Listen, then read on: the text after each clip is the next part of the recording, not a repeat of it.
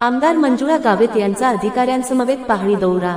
अवकाळीग्रस्त पीक नुकसानीची प्रशासनाला तातडीने पंचनाम्याच्या सूचना। हळहळ व्यक्त करत शेतकऱ्यांनाही दिला धीर। साक्रीत सोमवारी दुपारनंतर झालेल्या अवकाळी पाऊस व वादळी वाऱ्यासह झालेल्या गारपिटीने साक्री तालुक्यात शेती पिकांचे मोठ्या प्रमाणावर नुकसान झाले। तालुक्यातील चिकसे, पिंपळनेर, देशशिरवाडे, देगाव, गव्हाणीपाडा, जिरापूर, सामुडे, शेणपूर, मलांजन, उंभरे, दिघावे, धाडणे, नवडणे, कासारे, मालपूर, कोकले आदी गावांसह इतरत्रही अवकाळी पावसाने सोमवारी 0.30 थैमान घातले। जोरदार वारा व टपोऱ्या गारा यामुळे काढणीवर आलेल्या पिकांच्या नुकसानीमुळे शेतकरी वर्ग आर्थिक व मानसिक दृष्ट्या पुरता खचला आहे। 4 महिने अमाप भांडवल वापरून तयार केलेले पीक ऐन काढणीच्या वेळेस निसर्गाच्या व कृपेने अवकाळी पावसात संपूर्णपणे नष्ट झाले आहे। अवकाळी बाधित गावांमध्ये 15 ते 20% शेतकऱ्यांचा गहू काढला जाऊन घरात आणला गेला। मात्र 80% क्षेत्रावरील गव्हाचे पीक अवकाळी पाऊस व गारपीट यांच्या माऱ्यात उद्ध्वस्त झाले। तयार झालेला उन्हाळी कांदा काढणी तर अजून सुरुवातही झाली नाही।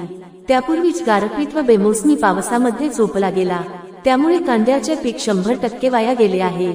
शेतकऱ्यांच्या आयुष्यावर उठलेल्या अवकाळी पावसामुळे झालेल्या नुकसानीची दखल घेण्यासाठी आमदार मंजुळा गावित यांनी गटविकास अधिकारी शशिकांत सोनवणे, साक्रीचे तहसीलदार साहेबराव सोनवणे, पिंपळनेरचे अपर तहसीलदार अधिकार पेंढारकर या अधिकाऱ्यांसह कृषी व महसूल विभागातील अधिकारी व कर्मचारी यांना सोबत घेऊन शेतकऱ्यांच्या बांधावरच नव्हे तर थेट चिखल तुडवत शेतात जाऊन पाहणी केली। नुकसानग्रस्त कांदा, जमीनदोस्त झालेला गहू, हरभरा, मका, पपई तसेच टोमॅटो, मिरची, गिलके, कारले, काकडी, दुधळी, टरबूज आदी पिकांचे झालेली हानी पाहून आमदार मंजुळा गावित यांनी शेतकऱ्यांबाबत हळहळ व्यक्त केली। शेतकऱ्यांना धीर देताना प्रशासन व शासन पूर्णपणे बळीराजाची मदत करेल असे आश्वासन दिले। आमदार गावित यांनी तालुक्यातील प्रमुख अधिकाऱ्यांसह चिकसे, मलांजन, कासारे, देगाव, शेणपूर आदी गावांना भेटी देऊन झालेल्या नुकसानीची पाहणी केली। यावेळी गटविकास अधिकारी तहसीलदार, अप्पर तहसीलदार यांच्यासह कृषी अधिकारी आर.सी. साबळे, मंडळ अधिकारी प्रमोद राजपूत, कृषी सहाय्यक प्रियंका भामरे, ललित अहिरराव, तलाठी राकेश पवार, विजय सूर्यवंशी, ज्ञानेश्वर वारंगुसे, ग्रामसेवक तुषार साळवे, श्यामकांत बोरसे यांच्यासह शिवसेनेचे तालुका प्रमुख पंकज मराठे, माजी सदस्य अजय सूर्यवंशी, चिकसेचे माजी उपसरपंच संजय जगताप, गटनेता सुरेश खैरनार, महाराष्ट्र राज्य कांदा उत्पादक शेतकरी संघटनेचे जिल्हा युवा अध्यक्ष गंगाधर शिंदे यांच्यासह शेतकरी मोठ्या प्रमाणावर उपस्थित होते। 30 रोजी दुपारनंतर वादळी पावसा साक्री येथील शेंदे येथील उत्तमराव काळे आणि जयश्री काळे यांचे बांधलेले घर जमीनदोस्त झाले आहे। वादळाचा तडाखा इतका जास्त होता की या सिमेंटच्या विटा सुद्धा तुकडे आहेत आणि भिंती पडझड होऊन पुन्हा हे मस्त अडचणीत सापडले।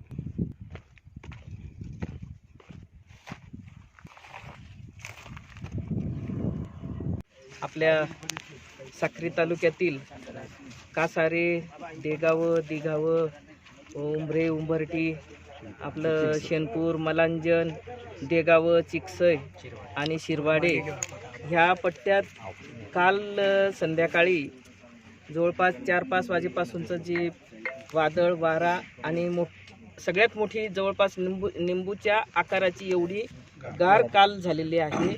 आणि त्या गारपिटीत या आपल्या परिसरातील शेतकऱ्यांचं फार मोठं नुकसान झालेलं आहे।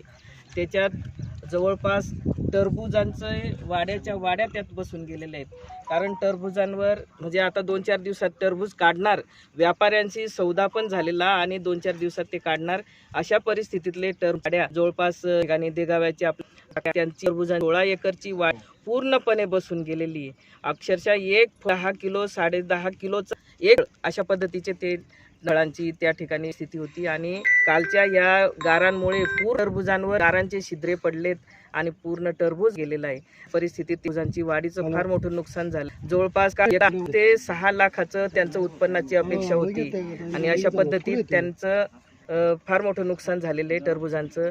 त्याच पद्धतीने कांद्याचं सुद्धा फार मोठं नुकसान आज या ठिकाणी झालेलं आहे. कांदा जवळजवळ काही काढायला लोकांनी काढून ठेवलेला आहे, काही हा काढायची परिस्थिती होती आणि त्यातच आता हा कांदा बघा पूर्ण सडून गेले. याच्यात पाणीमध्ये हे बघा हे पात मधून गेले. आता याच्यात काढायला पण नाही राहिला आणि विकण्यासारखा सुद्धा राहिलेला नाहीये. अशा परिस्थितीत याच्यातनं 1 रुपया सुद्धा शेतकऱ्यांना वसूल होणार नाही. अशा पद्धतीचं हे कांद्याचं नुकसान झालेलं आहे.